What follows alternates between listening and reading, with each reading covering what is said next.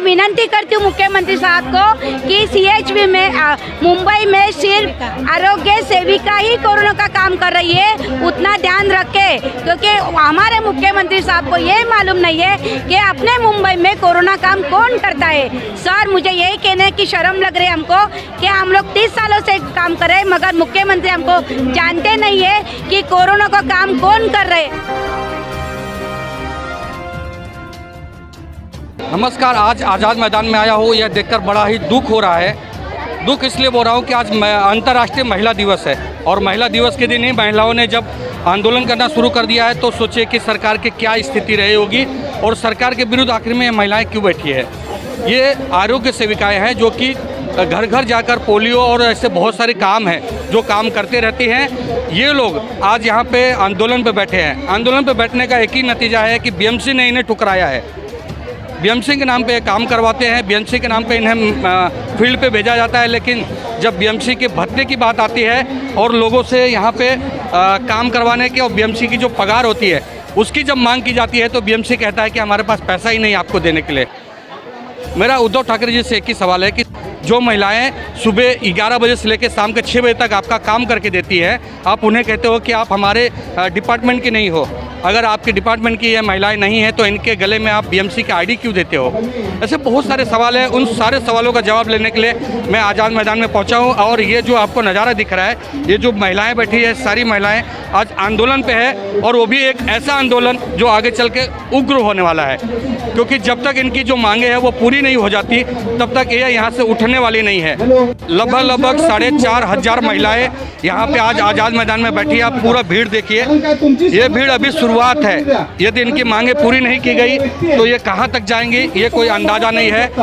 अब BMC के नाक में दम करने के लिए ये बैठी है। हालांकि मैं आपको बता दूं कि बीते हुए कल से BMC ठप हो गई है। इलेक्शन जो है वो 6 महीने बाद है, तब तक ये महिलाएं क्या करेंगी, यही सब सवाल लेके आइए हम बात करते हैं यहाँ के अधिकारियों से।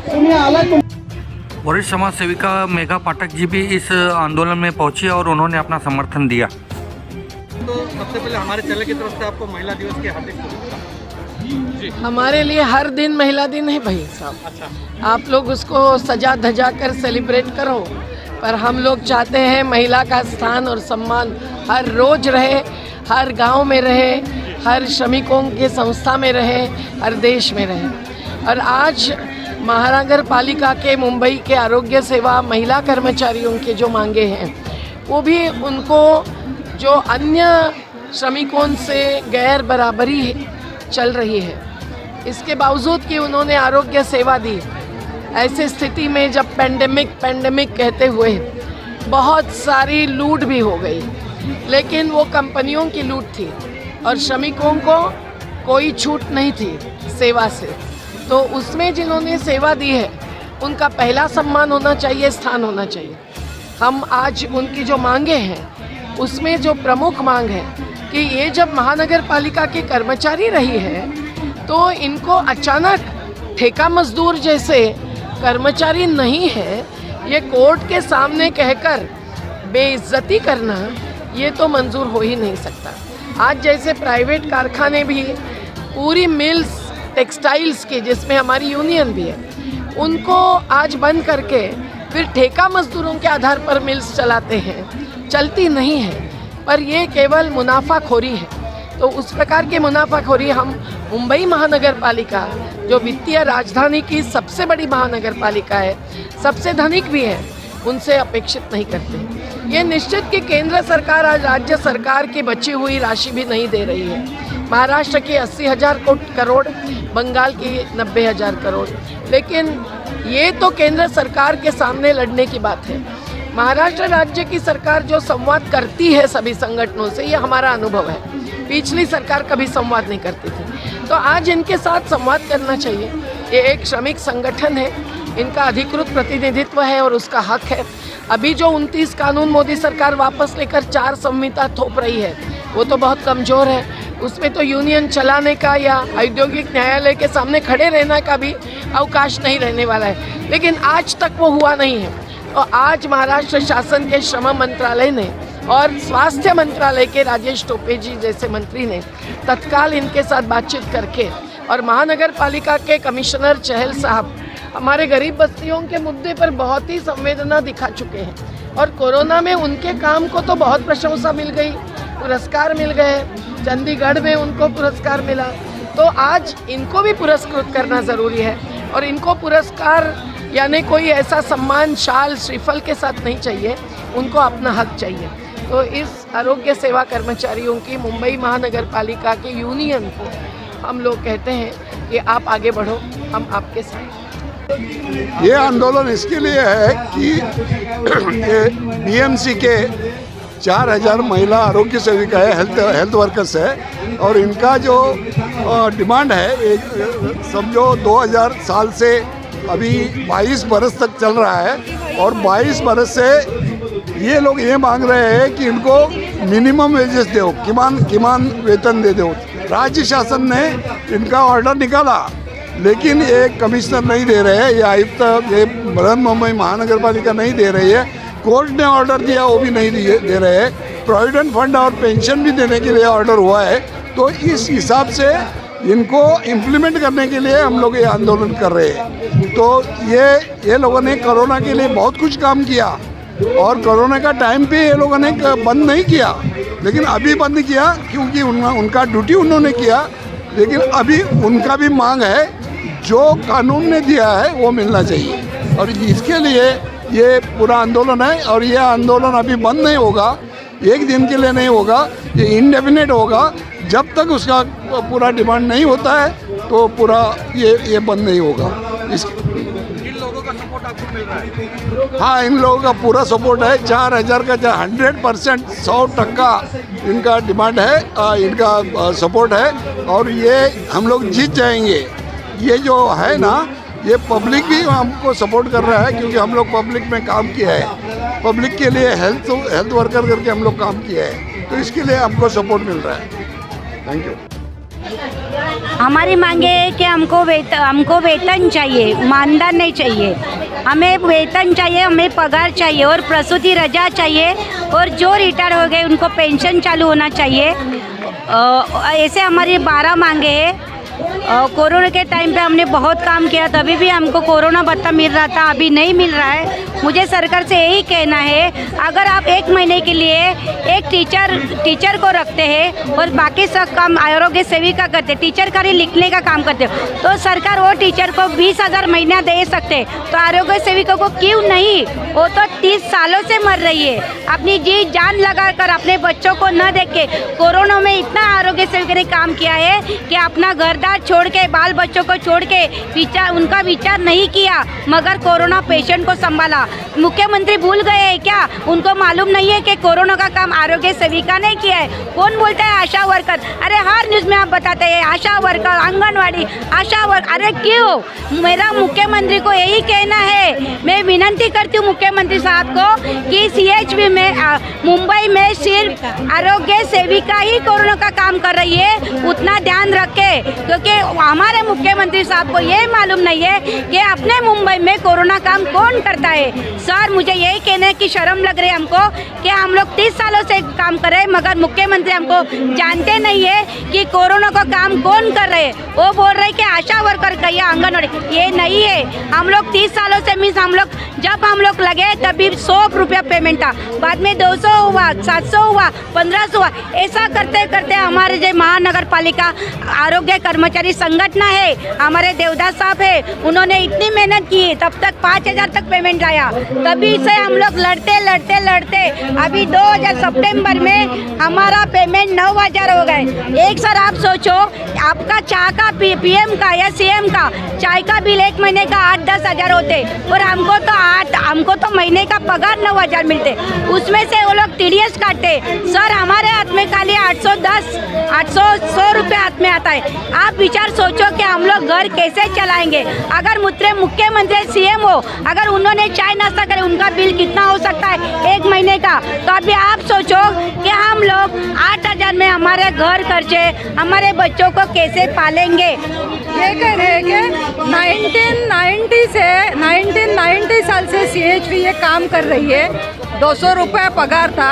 आज जो घटना बाबा साहब अम्बेडकर ने जो घटना बनाई है, वो घटना के संविधान के अनुसार अगर कोर्ट ने निर्णय दिया है कि कि हमें मानधन नहीं चाहिए, पेमेंट चाहिए, तो सरकार हमें क्यों अड़ा रही है? इतनी महिला अगर दिन रात काम कर रही है, कोरोना में भी बहुत महिलाएं ने मर मर के काम किया है, जहाँ किसी के पैरों का आवाज़ नहीं था, वो गली गली में हमारे आरोग्य सेविका का आवाज़ था। कोरोना का बहुत सारा उन्होंने काम किया है, बल्कि नाम आ रहा है आंगनवाड़ी, आशा वर्कर। ऐसा क्यों? अगर ये सब अगर हो रहा है तो इतने साल से 1987 से मुख्यमंत्री को अभी तक पता नहीं है कि आरोग्य सेविका कौन है। हाँ, तो जरा आप कुछ भी प्रयत्न करें, और ऐसा नहीं होना चाहिए। जो घटनाओं ने महिलाओं को अधिकार दिया है उसका उल्लंघन नहीं किया जाए कोर्ट ने, और हम सभी महिलाओं को न्याय दे, यही हमारी अपेक्षा है, यही हमारी विनंती है। जय हिंद, जय महाराष्ट्र। मैडम आप किस लिए आए हैं? हम यहाँ पे आरोग्य सेविका की सपोर्ट में यहाँ पे आए हैं, और जब तक हम लोग को न्याय नहीं मिलेगा तब तक हम लोग यहाँ से हिलने वाले नहीं है। किस तरह की मांगे हैं? हमारी मांगे वहाँ तक पहुँची है, और हमारी मांगे जब तक पूरी नहीं होंगी तब तक हम लोग यहाँ से हटेंगे नहीं। मेरा नाम आदित्य चतुर्वेदी है। जो आरोग्य सेविकाएं हैं हमारी, वो घर घर जाके, डोर टू डोर जाके कोविड टेस्टिंग करते हैं। बीएमसी इतना, जिसके पास फंड है, जिसका कोई ठिकाना नहीं, वो उनको पीपीई किट तक नहीं देता, वो उनको हैंड ग्लव्स तक नहीं देता, ना उनको इंश्योरेंस देता। 8,000 रुपया उनका सैलरी है, जो कि टैक्स कट के 7,100 रुपया अराउंड आता है उनके हाथ में। क्या इतने रुपए में कोई भी अपना घर मुंबई में चला सकता है? ये जो है बीएमसी इनके साथ अत्याचार कर रहा है। इनको परमानेंट नहीं करा गया, जबकि एक हाई कोर्ट का जजमेंट इनके फेवर में है, स्टिल इनको परमानेंट नहीं करा गया। जो रिटायर्ड आरोग्य सेविकाएं हैं, उनको पेंशन का व्यवस्था नहीं है, उनको हेल्थ इंश्योरेंस नहीं है। तो ये सारी जो बेसिक चीज़ें हैं जो किसी एम्प्लॉय को मिलती हैं, वो कम से कम इनको मिले, इनको परमानेंट किया जाए। ये अपनी जान पे खेल के मुंबई के लिए काम कर रहे हैं। जो फ्रंट लाइन वॉरियर्स हैं, जो कि काम कर रहे हैं हमारे देश में, हम उनका कितना रिस्पेक्ट करते हैं। ये हमारे वो सिपाही हैं जो कि हम देखते नहीं, हम पब्लिक जानती नहीं, लेकिन ये हमारे लिए अपनी जान पे खेल कर काम कर रहे हैं। मैं चाहता हूँ कि इनको परमानेंट करा जाए और इनको मुख्य धारा में जोड़ा जाए, और इनको देखा जाए कि ये लोग अपनी जान पे खेल के हम सबके लिए काम कर रहे हैं।